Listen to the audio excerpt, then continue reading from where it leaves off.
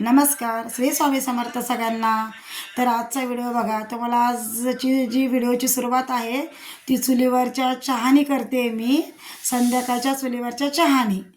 तर आता तुम्हाला वाटेल नेमकं गॅसवरनं चूल कसं काय. तर आता एक होतं तर आपण कधीतरी असं आवड म्हणून पण करतो. पण आज झालं कसं की माझं नेमकं संध्याकाळी सिलेंडर संपलं आणि दुसरं होतं ते पण भरलेलं नव्हतं.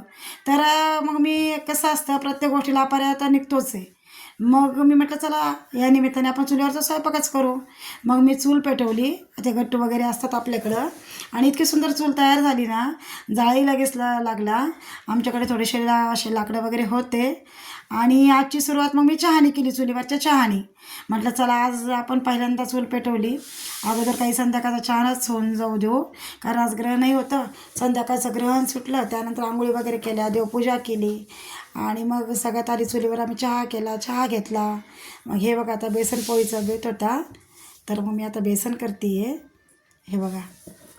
आणि त्यानंतर काय होतं ना, माझ्याकडे काही अशा मिरच्या होत्या मोठ्या मोठ्या. मग त्या मिरच्याचे पण मला भजे करायचे होते. मग हे म्हणे आता चूलच पेटवली तर चुलीवरचे भजे होऊन जाऊ दे. मग आता या ज्या मिरच्या आहे ना, अगोदर मी काय केलं, तळून घेतल्यात. हे बघा, अशा तळून घेतल्या मी कढईमध्ये, आणि जाळा इतका सुंदर लागला ना. हे बघा, आता पोरी आमच्या पापडही भाजत होत्या. काही असं नवीन केलं म्हणजे वेगळंच वाटतं ना. हे बघा, मग अशा प्रकारे मी त्या मिरच्या तळून घेतल्या, आणि मग काय केलं, बेसनमध्ये डीप फ्राय करून ते परत तळून घेतल्या. तर इतक्या खुसखुशीत झाले होते ना ते भजे, एकदम भारी. हे बघा, आणि किती छान वाटतं ना चुलीवरचा स्वयंपाक करताना. गावाकडची आठवण होते. संध्याकाळी आपण कसं चूल वगैरे पेटवतो, स्वयंपाक करतो, एकदम तसंच वाटलं आज मला पण. हे बघा, इतके सुंदर भजे झालेत ना. हे बघा, आणि जी चुलीचा काही धूर असतो ते असतं स्वयंपाकाला लागतो, अजून त्याच्यामध्ये टेस्ट वाढते. यालाच आपण चुलीवरचं जेवण म्हणतो. हे बघा, आता बेसन करते मी, आता भजे झाले, बेसन करते.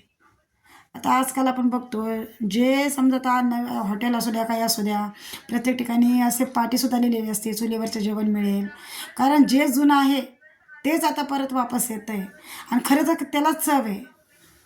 हे बघा, बेसनही टाकलं आहे मी.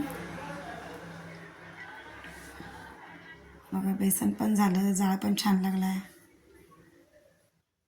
हे बघा, आणि मेन काय असतं ना, आपण काय करतो आता, हे पोरींनाही म्हणजे आजकालची जी पिढी आहे, आता आपल्याही घरात मुली वगैरे असतात, गॅस संपला की सगळंच काही नुसती चिडचिड होऊन जाते, किंवा सगळाच गोंधळ होतो.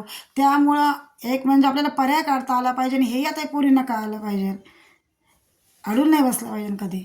आता हे बघा, हा जो माझा तवा आहे तो मी तवा आवडीने घेतला होता, पण त्याचा योगच नाही आला. पण आज योग किती भारी आला बघा, चुलीवरच्या स्वयंपाकासोबत तव्याचा योग आला.